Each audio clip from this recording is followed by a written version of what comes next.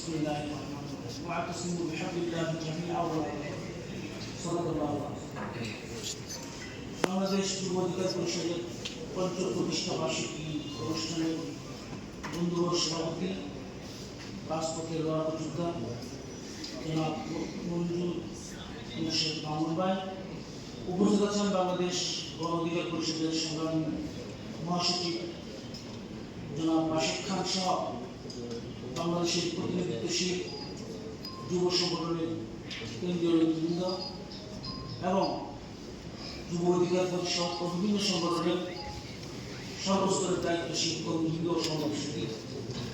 আজকে অত্যন্ত দুঃখ ভারাক্রান্ত আমরা আজকে এখানে সমবেত হয়েছি।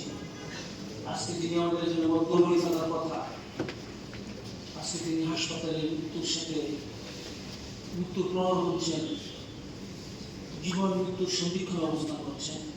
আমরা সর্বপ্রথম ওনার দ্রুত সুস্থতা কামনা করছি এবং আল্লাহ রাব্বুল আলামিনের কাছে ওনার দীর্ঘায়ু জন্য দোয়া করছি। আজকের বিষয়বস্তু যে জুলাই গণ অভ্যুত্থানের পরবর্তী বিপ্লবীরা কতটা নিরাপদ শীর্ষকে আলোচনা সভা জবাবটা আমাদের সামনে অত্যন্ত স্পষ্ট।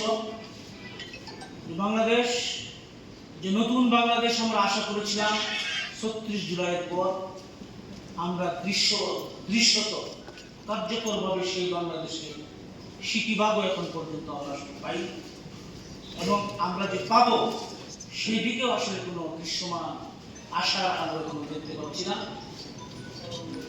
একটা গভীর ষড়যন্ত্র বিস্তার হচ্ছে বাংলাদেশে ফ্যাসিবাদের পুনর্বাসনের জন্য। ফ্যাসিবাদের দূষণের তৎপর হয়েছে, কিন্তু আমরা জুলাই বিপ্লবের যারা অংশীজন, জুলাই বিপ্লবে যারা রাজপথে যুদ্ধ করেছি, তারা সে আগের স্পিরিটটা আমার মনে হয় এখন ধরে রাখতে পারছে না। বিপিনুর সে এখন কোনো ব্যক্তি নয়, সে বাংলাদেশের জাতীয় নেতা এবং আমাদের জাতীয় সম্পদ। বিপিনুর ঘরে ঘরে বছরে বছরে জন্মায় না। আজকে বিপিনুর উপরে আক্রমণ জুলাই বিপ্লবের সকল অংশীজনের উপর আক্রমণ হিসেবে মনে করি। ফ্যাসিবাদেও তো আমার মনে হয় কোনো দলীয় প্রধানের উপর এভাবে নির্মম বর্বর আক্রমণ চালানো নজির কম। কার ইশারা হচ্ছে এসব অবশ্যই খুঁজে বের করতে হবে, নাহলে বাংলাদেশের ভবিষ্যৎ কেরা করবে। সমস্ত মিডিয়ার দৃষ্টি আকর্ষণ করছি, আপনাদের শিরোনামগুলো আমার পছন্দ হয় না। এটা নিছক কোন জাপা এবং গণ অধিকারের জন্য নয়, এটা বাংলাদেশের ফ্যাসিবাদ এবং জুলাই অভ্যুত্থানের বিরুদ্ধে চক্রান্তের নীল নকশা ছাড়া কিছুই নয়। তার নির্দেশে এসব হলো বের করতে এত সময় লাগার কথা না।